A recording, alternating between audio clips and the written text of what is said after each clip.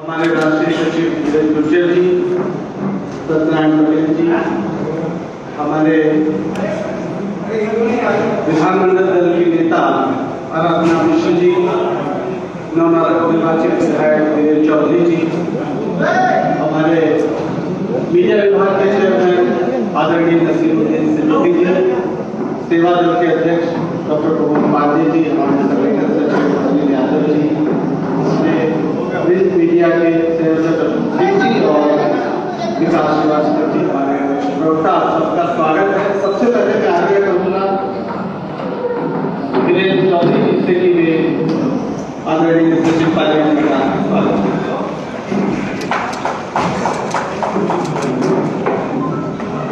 अब मैं इससे पहले कि सचिव पायलट जी आपको संबोधित करें, मीडिया विभाग के चेयरमैन आदरणीय नसीरुद्दीन सिद्दीकी जी से आग्रह करता हूं कि वो क्वेश्चन हमारे वरिष्ठ नेता के पास सम्मानित प्रेस मीडिया के बंधुओं, आज की प्रेस कॉन्फ्रेंस के लिए दिल्ली से सफर करके हमारी पार्टी के नेता पूर्व केंद्रीय मंत्री माननीय सचिव पायलट जी, AICC के सेक्रेटरी माननीय धीरज गुर्जर जी, AICC के सेक्रेटरी माननीय सत्यनारायण जी, उत्तर प्रदेश विधानमंडल की कांग्रेस पार्टी की नेता श्रीमती आराधना मिश्रा जी, माननीय विधायक माननीय विजय चौधरी जी, हमारे बीच में हमारे vice chairman doctor Pankaj Shrivastava ji, हमारे सेवा दल के डॉक्टर साहब बैठे हुए हैं, अनिल यादव जी, अशोक सिंह जी, सम्मानित सभी प्रेस मीडिया डिपार्टमेंट के हमारे प्रोग्राम में एक एक का नाम ऊपर लंबा होगा, क्योंकि जो आपका उद्देश्य है वो माननीय पायलट साहब को अपनी प्रेस कॉन्फ्रेंस में अपनी बात रखनी है। मैं सबसे पहले माननीय पायलट साहब का AICC की तरफ से, मीडिया डिपार्टमेंट की तरफ से और संपूर्ण उत्तर प्रदेश कांग्रेस की ओर से हृदय की गहराइयों से स्वागत करता हूँ, अभिनंदन करता हूँ कि आपने अपना बहुमूल्य समय दिया, क्योंकि आज बहुत महत्वपूर्ण बिंदु पर आगे प्रेस कॉन्फ्रेंस बुलाई है। तो ऐसा ये होगा कि मैं लंबा न करते हुए मैं केवल निवेदन करूँ माननीय सचिव पायलट जी से कि वो अपनी बात आप लोगों के सामने रखे। माननीय सचिव पायलट जी।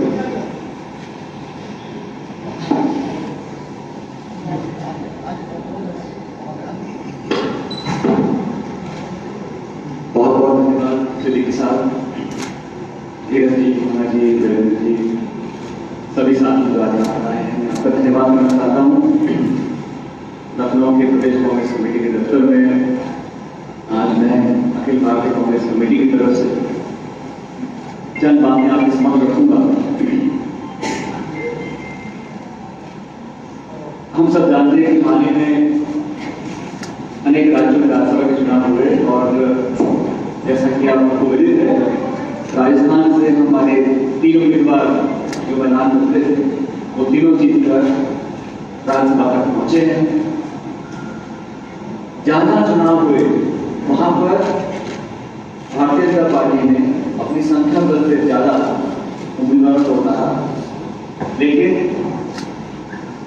जो परिणाम आए हैं वो कांग्रेस के लिए काफी संतोषजनक है। हरियाणा में जो चुनाव हुआ उसको पार्टी लीगल एग्जामिन भी करा रही है और जांच भी हम लोग करेंगे, अगला कदम क्या लेना है, क्योंकि वहां पर भी कहीं ना कहीं छल कपट की आहट सुनाई देती है। लेकिन जो विधानसभा के चुनाव हाल में संपन्न हुए और कांग्रेस पार्टी का अभी राज्य में प्रदर्शन हुआ, कल 13 जून को हम सब जानते हैं कि भारत सरकार की सबसे पसंदीदा जो एजेंसी है इन्फोर्समेंट डायरेक्टरेट, उसने राहुल गांधी जी को समन भेजा। कल सुबह राहुल गांधी जी उस समन के जवाब में अपने आप को प्रस्तुत करेंगे, क्योंकि देश में हर एजेंसी की स्वतंत्रता निष्पक्ष होनी चाहिए, ऐसा हम सब माना करते हैं। लेकिन अगर आप ध्यान डालेंगे, पिछले 7-8 साल में ऐसी कोई एजेंसी नहीं है, ऐसा कोई तंत्र नहीं है, ऐसी कोई संस्था नहीं है जिसका दुरुपयोग ना किया गया। नेशनल हेराल्ड के नाम से जो अखबार चलता था, उस पर आरोप लगाए गए थे और सभी बातों का पूरा विवरण कांग्रेस पार्टी में से रखा गया। लेकिन जब जब भाजपा सरकार के खिलाफ कोई भी विपक्षी दल, खासतौर से कांग्रेस पार्टी का नेतृत्व अपनी आवाज को रखता है, जवाबदेही तय करता है, तब तक इस प्रकार का enforcement directorate, CBI, income tax और हर तरह की एजेंसी का दुरुपयोग कर आवाज को दबाने का काम किया जाता है। मैं स्पष्ट कर दूं, कांग्रेस पार्टी या हमारा कोई नेता हर जांच के लिए प्रस्तुत है, लेकिन देश के समक्ष ये बात रखना जरूरी है कि क्या वो कारण है जिन कारणों से, जिन संस्थाओं पर लोगों की आस्था थी, आज लगभग देश का हर व्यक्ति मान चुका है कि सीबीआई और ईडी वही करेंगे जो केंद्र की भाजपा की सरकार को लाभ देने का काम होता है। क्या ऐसा संभव है कि संपूर्ण देश में किसी बीजेपी के नेता ने कभी कोई ऐसा काम ना किया हो कि उस पर छापा डाला जाए या जांच की जाए या समन किया जाए? और अगर किसी विपक्ष के नेता ने ऐसा काम किया हो, उस पर एजेंसी की जांच आ रही हो और वो पाला बदल कर अगर भाजपा में चला जाए तो उस पर गंगा जल छिड़क जाता है, उसके सब काम हो जाता है।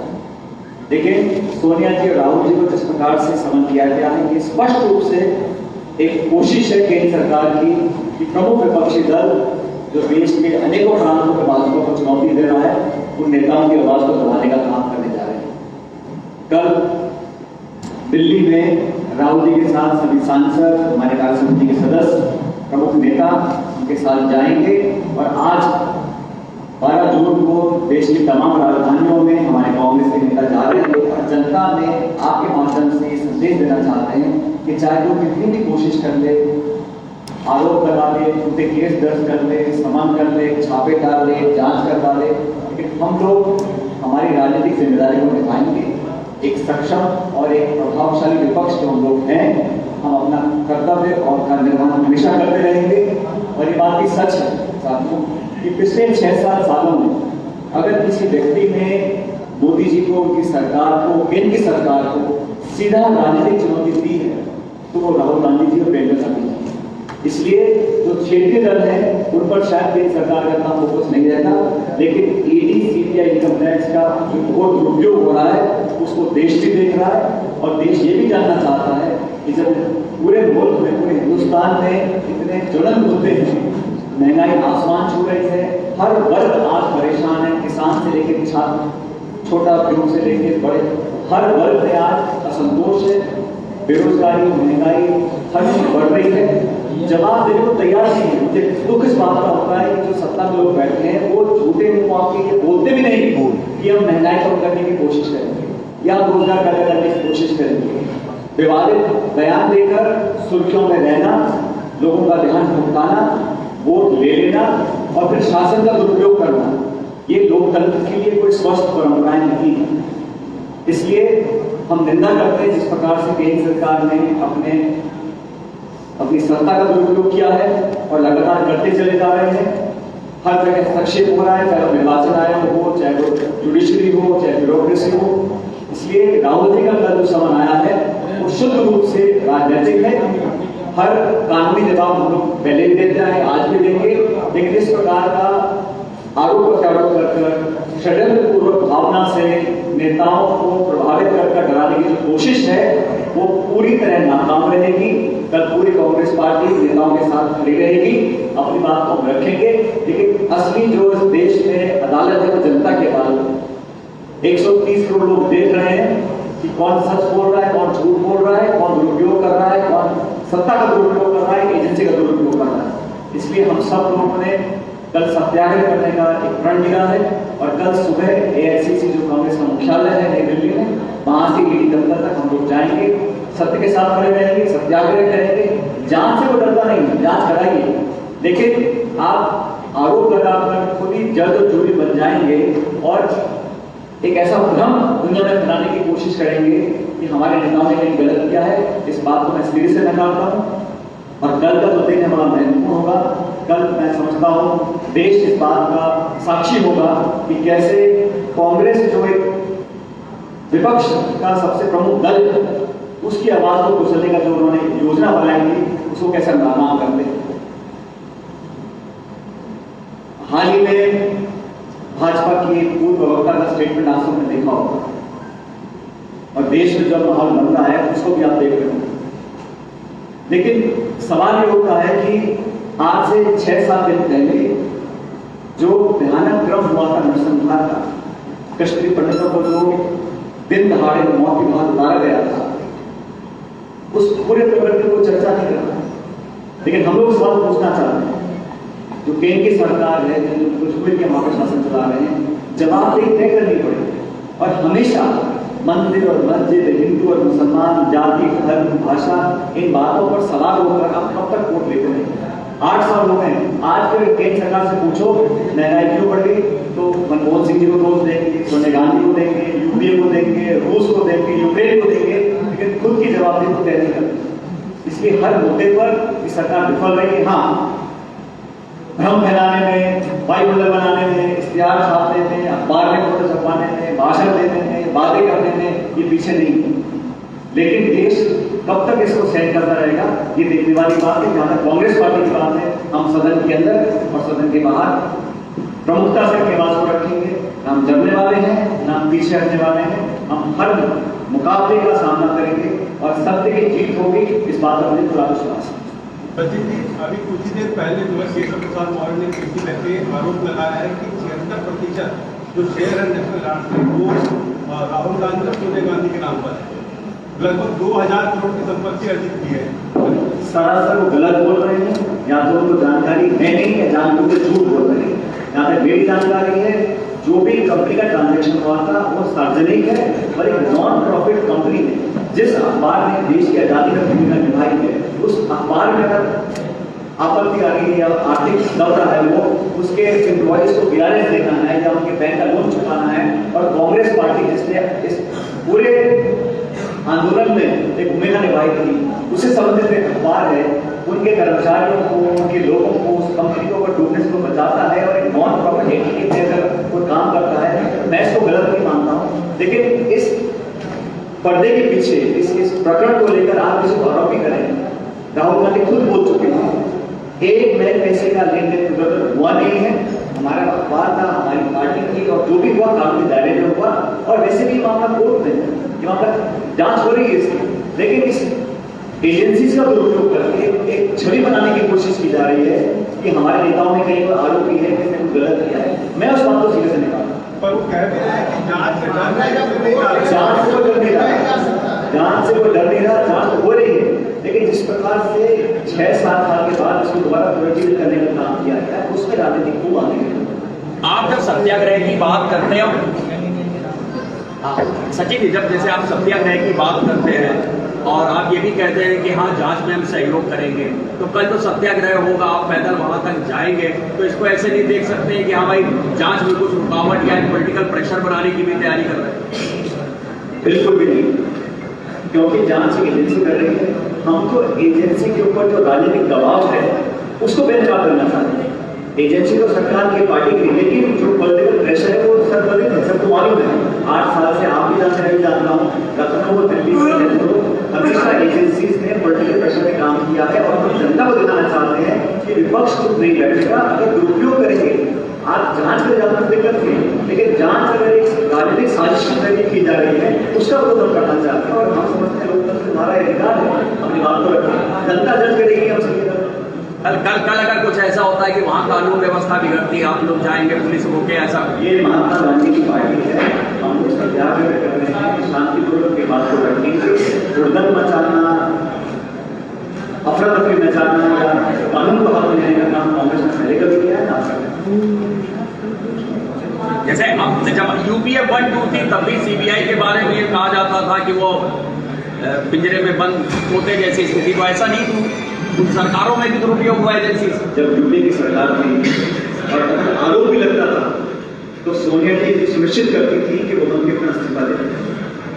आप जानते हैं बंसल साहब का इस्तीफा हुआ, शशि थरूर जी का इस्तीफा हुआ, कोई सरकारी जिस जिस पर आरोप भी लगे नैतिकता के आधार पर सोनिया जी ने कहा कि नहीं, जब तक आरोप अदालत से खारिज नहीं होते आप अपना पद छोड़ दीजिएगा।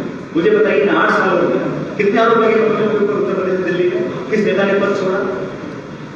लखीमपुर का नाम सबको याद है, किसी ने पद छोड़ा? तो मैं कहना चाहता हूँ कि एक नैतिकता होती है और एक नेतृत्व होता है। अगर आप जनता के सामने जवाब नहीं देंगे, ना सदन में देंगे, ना प्रेस कॉन्फ्रेंस में देंगे, आप सिर्फ अपने शासन का प्रयोग करते रहेंगे, उसको मैं गलत मानता हूँ। यूपी की सरकार ने, मनमोहन सिंह जी ने जो एक आदर्श प्रस्तुत किया था, उसमें कोई कभी निकाल नहीं सकता। और मैं जानता हूँ कि लोग धीरे धीरे उसको तुलना कर रहे हैं 10 साल यूपी की सरकार के और 8 साल एनडीए की सरकार के। आप देख लीजिए, उत्तर प्रदेश देख लीजिए, महंगाई देख लीजिए, रोजगार देख लीजिए, कुपोषण देख लीजिए, पत्रकारों की जो स्वतंत्रता है उसको देख लीजिए। हर जगह देश और विदेश की एजेंसियां भारत को कम आंक रही है, ये चिंता का विषय है।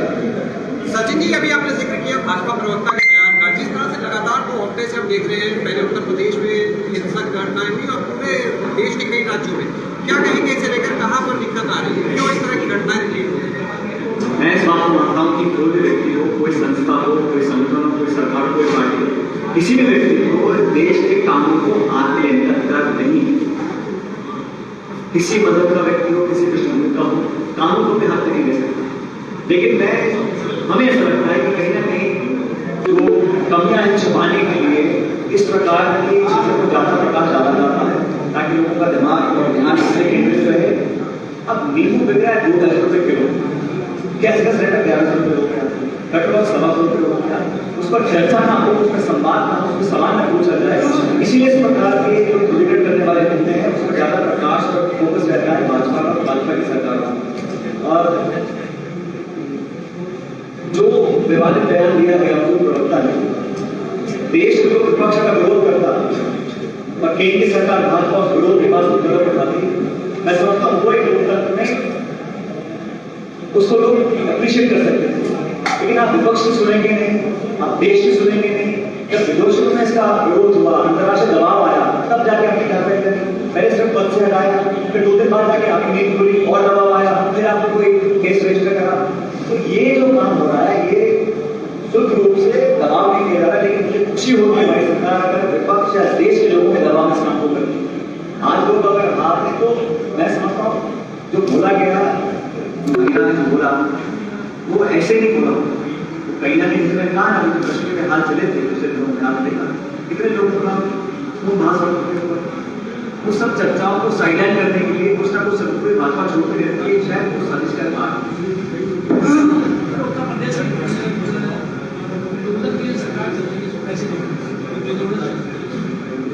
आप बोलते सरकार है किसानों की, सरकार है नौजवानों की, सरकार है विकास निर्माण सरकार, आप लोग संज्ञा कर रहे हैं बुलडोजर सरकार।